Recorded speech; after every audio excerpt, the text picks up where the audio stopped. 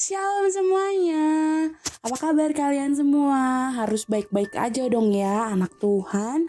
Harus selalu sehat, selalu rajin, dan selalu semangat setiap harinya. Balik lagi di Beehive Podcast, Weda dan Hani. Karena masih vibes-vibesnya awal tahun nih. Kemarin kita udah belajar gimana caranya kita buat berserah, buat menyerahkan segalanya, segala resolusi kita di 2021 ini kepada Tuhan aja. Hari ini gue mau share juga ke kalian tentang caranya gimana kita memberikan diri untuk dipimpin oleh Roh Kudus. Itu penting banget loh teman-teman. Untuk menjadi anak Tuhan, anak-anak Allah yang benar-benar sah, seseorang itu harus memberikan diri dipimpin oleh Roh Kudus. Nah, ini itu adalah tatanan Allah. Firman Tuhan jelas banget berkata bahwa orang-orang yang dipimpin Roh Allah adalah anak-anak Allah. Nah, kata dipimpin itu sebenarnya punya arti yaitu berpegangan tangan atau berjalan sama-sama menuju suatu arah dan tujuan tertentu. Nah, teman-teman semua, membutuhkan atau menuntut kesediaan seseorang untuk mengubah seluruh cara berpikir dan arah hidupnya agar dapat berjalan seiring dengan Roh Kudus itu sulit banget loh.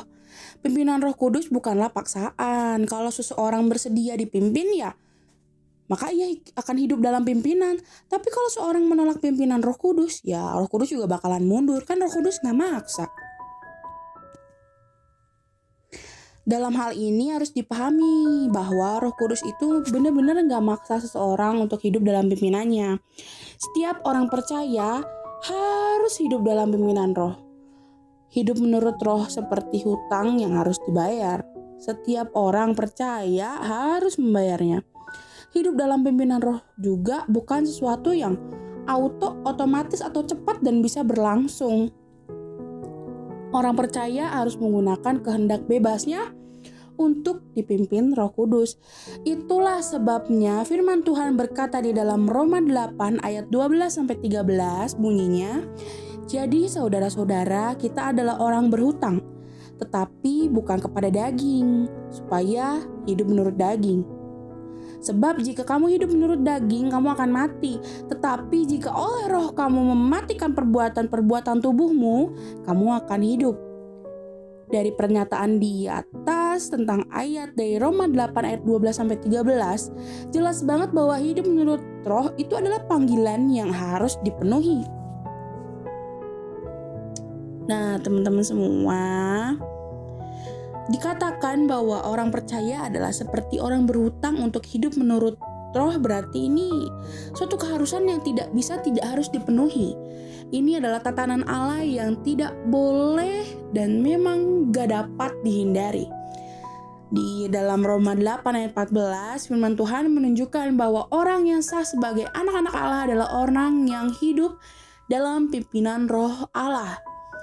Kualifikasi ini tuh gak bisa loh diganti sama yang lain gitu. Orang yang hidup dalam pimpinan Roh itu orang-orang yang selalu melakukan segala sesuatu sesuai dengan kehendak Allah. Teman-teman semua, hanya orang yang memiliki cara berpikir Allah yang dapat melakukan hal ini. Kita baca dalam Roma 12 ayat 2 yang bunyinya, "Janganlah kamu menjadi serupa dengan dunia ini, tetapi berubahlah oleh perbaharuan budimu, sehingga kamu dapat membedakan manakah kehendak Allah, apa yang baik, yang berkenan kepada Allah, dan yang sempurna."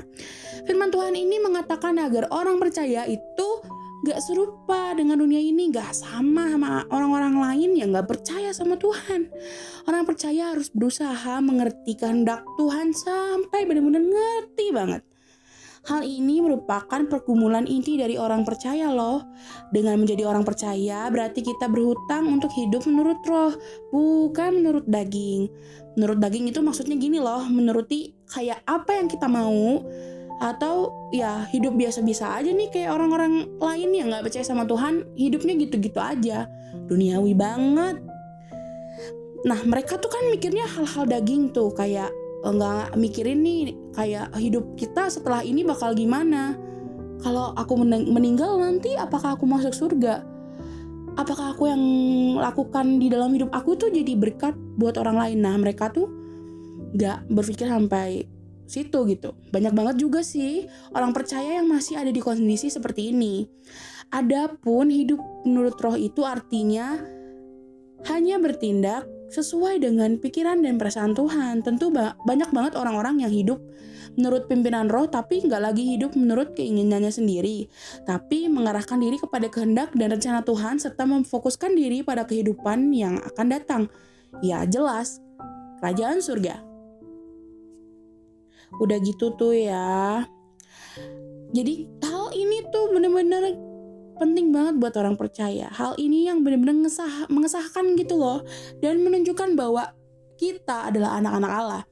Orang percaya yang menolak hidup menurut roh atau dalam pimpinan roh itu masih banyak memikirkan hal-hal daging yang masih hidup di dalam dirinya. Jadi jelas ya, apakah seseorang masih hidup dalam roh atau udah enggak hidup dalam roh, tergantung masing-masing individu.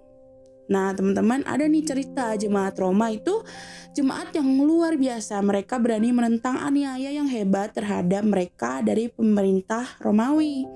Mereka berani banget nih kehilangan apapun juga demi iman mereka. Inilah orang-orang yang memikirkan hal-hal Roh Kudus yang mau dipimpin oleh Roh Kudus, bukan dari duniawi atau dari kedagingan sendiri.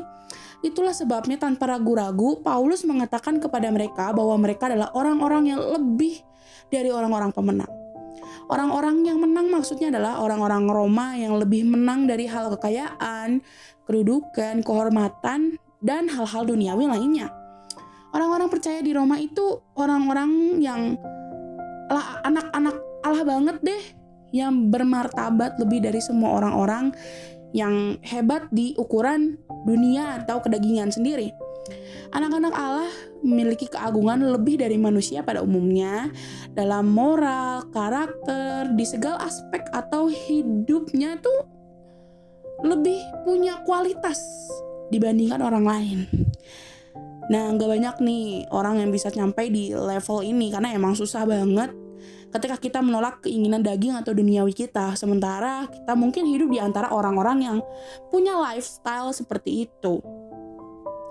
Inilah yang dimaksud oleh Tuhan Yesus sebagai jalan yang sempit itu loh. Jadi kayak orang itu banyak banget yang keluar karena jalannya sempit gitu. Ingat gak sih lagu waktu kita KKA gitu kan? Di dalam dunia ada dua jalan, lebar dan sempit, mana kau pilih? Nah, secara logika, kan jalan yang lebar tuh kan bisa masuk truk misalnya ya, bisa masuk kontainer. Tapi di jalan kecil tuh cuma bisa masuk sepeda, bisa masuk motor. Artinya semua orang kan nggak bisa nih masuk ke jalan yang sempit. Nggak semua orang bisa masuk ke jalan yang sempit. Nah, itulah Tuhan mau gitu. Banyak banget yang dipanggil sama Tuhan jadi anaknya, tapi dikit banget yang memilih untuk hidup dipimpin oleh Roh. Yuk, mumpung kita masih muda, B Generation adalah pemuda remaja yang kuat dan bersinar di dalam Tuhan. Kita mau nih belajar untuk hidup mengesampingkan kemauan daging dan duniawi kita sehingga kita bisa hidup dipimpin oleh Roh Kudus, menjadi anak Tuhan dan punya hidup yang berkualitas lebih baik, lebih bagus, lebih luar biasa daripada orang di dunia pada umumnya. Kita bisa menunjukkan diri kita bahwa kita itu anak Allah sehingga orang bisa melihat dari diri kita, perlakuan kita, kualitas hidup kita bahwa Tuhan Yesus, Roh Allah bekerja luar biasa di dalam hidup kita. Yuk, sebagai anak muda kita belajar sedikit demi sedikit untuk menyampingkan kemauan dunia kita supaya kita berbeda dari orang lain karena kita anak Tuhan yang luar biasa yang bisa ikut kehendak Tuhan dan mau dipimpin oleh Roh Kudus. Yuk kita semua berkomitmen, mulai 2021 saya mau hidup dipimpin Roh Allah.